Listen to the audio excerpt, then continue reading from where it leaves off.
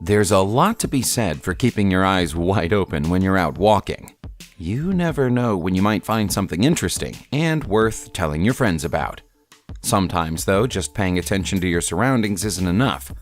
If you want to find something truly amazing, try heading underground to see what's been stashed away there over the years, like all of the incredible things in this video.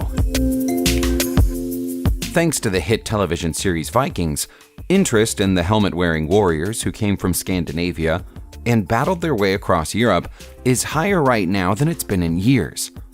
There's a new enthusiasm about finding Viking relics, and now a team of experts in Norway has found a whole Viking ship underneath a graveyard. Archaeologists using radar technology in Ostfold County located the 66-foot-long ship hidden barely 2 feet below the ground.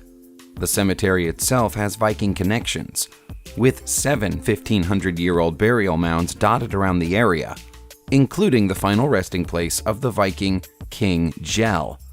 Based on the results of the scans, it appears that the keel and the floor timbers have been preserved by the earth. Scientists now have to decide whether or not to dig it up. Doing so could risk damaging the boat by exposing it to the air. Until very recently, scientists believed that any living photosynthesizing bacteria needed both oxygen and sunlight to survive. Now, thanks to a recent discovery by scientists in Spain, they have to reevaluate that opinion. Living bacteria were found clinging to the surface of rock that researchers dug out of a well, a full 2,000 feet below the surface of the Earth. At that depth, there's no light or air, but the cyanobacteria, also known as blue-green algae, have somehow found a way to exist. The best theory scientists have been able to come up with so far is that the algae somehow managed to use hydrogen instead of oxygen during the photosynthesis process. But if they accept that as a fact, they are now going to have to look again at the way that we understand the process of all algae. The environment these creatures live in is called the dark biosphere, about which we know very little. It looks like we'll have to carry on digging and learning. Birdwatching is a hobby that's generally carried out above ground. After all, birds fly in the air, so where else should you expect to see them? While it's true that you can find most species out in the open if you look hard enough, if you want to see golden bee eater, you have to try a little harder. Ornithologist Alexei Levashkin was determined he was going to capture perfect photographs of the lesser spotted birds, and so he had to go below the surface to find their nests. He found the bee-eaters close to the banks of the Volga River, but he had to wait a while for his chance to use his camera. The birds were suspicious of his presence, so he stayed almost motionless in his camp for 2 weeks, until they accepted him as part of the environment. Only then was he able to get these beautiful pictures.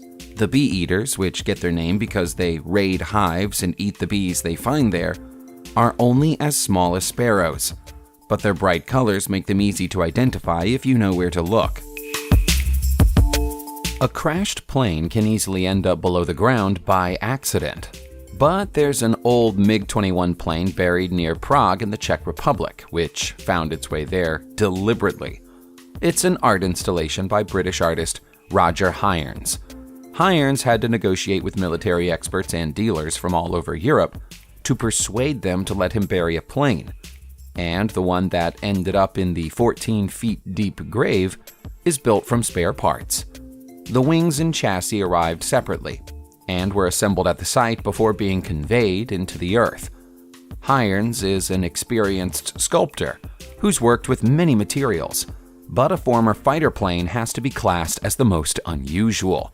It took 3 days to assemble and then bury the MiG-21, with the process under constant scrutiny from environmental agencies, keen to ensure there was no risk of pollution or contamination from the buried parts. Hirons intended the burial to act as a symbolic funeral for the era of aeronautical innovation that the MiG planes represent. If you were a member of an insurgent group active during the time of the Soviet Union, it would make sense to keep your important documents hidden away somewhere out of sight. Being caught in possession of them would likely be a fatal mistake. It looks like these documents were once in the hands of the Ukrainian Insurgent Army, also known as the UPA, and were probably buried by someone who intended to return for them but never did. 3 residents of the Ivano-Frankivsk area who were out walking happened upon the discovery by chance and alerted the director of a local museum. The stash includes cash, bank statements, Soviet-era identification documents, a Czech propaganda poster, and some caricatures of former UPA commander Roman Shukhevych. Some of the paperwork seems to detail UPA activity within Ternopil and Lviv. As it's known that Shukhevych spent time here, it might even be the case that the documents belonged to him. That would explain why nobody ever came back for them. He was executed in 1950. By the looks of things, someone in the Melitopol area spent a lot of time and money preparing for the end of the world, but then walked away from their sealed bunker when the end of days failed to occur on schedule. A team of diggers excavating an old warehouse found an entire survival bunker hidden away behind a secret door, and behind that secret door was the perfect hiding place to escape a nuclear apocalypse. The door was hermetically sealed, meaning everything beyond it has been perfectly preserved. There's a ventilation system, a living quarters, a bathroom, and a stockpile of 1990s-style computers and electronics equipment, along with survival equipment including gas masks. Is it possible that someone planned to hide here in the event of all the doomsday prophecies of the Millennium Bug turning out to be true? The door to the bunker is thick, and the construction is similar to what you'd expect to find in a bomb shelter. Whoever built this didn't want anything or anyone getting in to share the space. Going down the rabbit hole has long been used as a metaphor for exploring an idea or uncovering a secret. For a farmer in England, it turned out to be the way to find a whole series of delicately carved grotto caves with very mysterious origins. The caves are in Shropshire, and according to local legend, they've been there since the 1600s, when they were used by the followers of the mystical Knights Templar. The intricate network of caves is barely 3 feet below the surface of the field above them, and look the same now as they did on the day they were first carved. Some of the features of the caverns can be compared to a church. There's a font made out of sandstone, and the arches and walkways have a cathedral-esque appearance.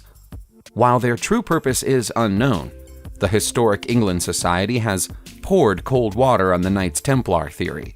They think the caves were likely dug in the 18th or 19th century, long after the Knights Templar was disbanded. They do, however, think that black magic rites were once carried out down here and sealed them off from the public in 2012.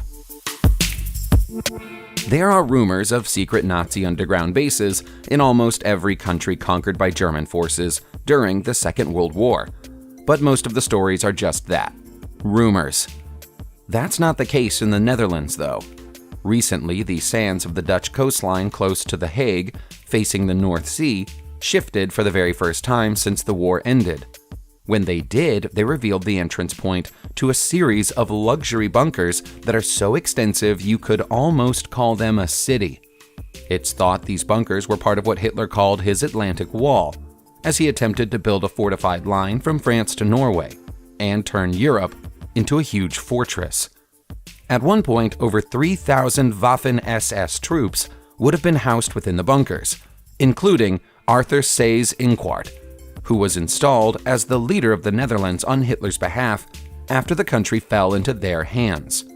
There are more than 900 separate chambers below the ground, with Nazi military logos and lettering painted all over the walls, and the function of the rooms ranges from kitchens to saunas. Work has now started to make the bunkers safe, so they can be opened up as a museum. Whole underground cities sound like an idea from science fiction, but for thousands of people in Europe, they were once a way of life. It's believed that during its peak years, the now abandoned underground city of Derinkuyu in Turkey was home to more than 20,000 people, falling in and out of use for hundreds of years. It was abandoned for the last time during the early 1920s, and the entrances were concealed.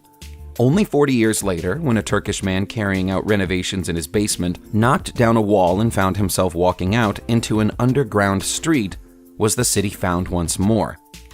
Derinkuyu is carved out of volcanic rock and may have been the effective capital city of a series of underground towns, all of which is connected to by long tunnels. There are 18 stories of the city below the surface, sinking down to a maximum depth of 250 feet. We believe that the ancient Phrygians founded Derinkuyu somewhere around 800 BC, but it became much busier 800 years later when Christians fled to them to avoid persecution by Roman forces. Life in the rock city was a little cramped, but long shafts to the surface provided air and light, while the 1,000-pound stone doors meant nobody was getting in without permission. How many oceans are there on planet Earth? If you think the answer is 5, you're wrong. Don't feel bad about it though. Almost nobody knows about the Earth's 6th ocean because nobody can see it. In addition to the Atlantic, Pacific, Arctic, Indian, and Antarctic oceans, this new nameless ocean is hidden below the Earth's crust, and it's bigger than all the rest of them put together. The vast expanse of water is understood to be over 300 miles below our feet, and we only know about it because of a rock it once spat out. A volcanic eruption threw out a diamond close to the San Luis River in Brazil, and when scientists studied it, they found something incredible. The diamond was full of hydroxyl ions, and the only way they could have got in there was from water. That meant wherever this diamond had come from, it was wet. Any ocean down there would have to be almost 3 billion years old. For all we know, it could be full of prehistoric fish and sea creatures. Anyone who watched the popular television series Breaking Bad might think they know a thing or two about meth labs, but there was never one in the show as big as the underground meth factory that was recently discovered in Mexico. Government officials were acting on a tip-off when they raided the town of Alcoyonki, but nothing could have prepared them for the scale of the drug operation they found there.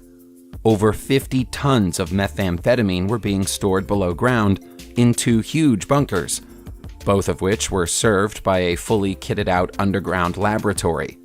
The base covered an area of over 1,600 square feet and is thought to have been the property of the notorious Sinaloa cartel.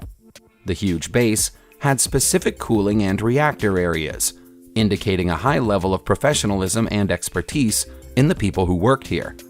Although the police didn't find anybody during the raid, police said that the lab was probably producing around 440 pounds of strong meth every day, most of which was destined to be sold in America.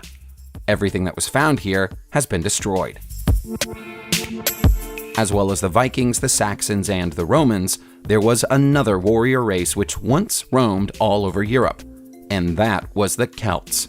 Wherever they went, they left precious silver in the ground for us to find centuries later, and we're still digging that silver out now. This latest find is in Terchansky Teplis in Slovakia. It's a collection of more than 40 silver coins known as tetradrachms, which were the most valuable in the Celtic currency of the time. Analysis of the metal suggests that silver used to press the coins is of Slovakian origin, meaning that the Celts had a permanent base here. The natural resources in this area would have been valuable to any occupying force, and so it's likely that it was fiercely guarded. As we now know that Celts often put large quantities of coins into the ground where battles took place, it's likely that war once raged across the hillside the discovery was made upon. Subscribe to the channel and turn on notifications, and you will be the first to know when a new video comes out. Thank you for watching, and see you soon.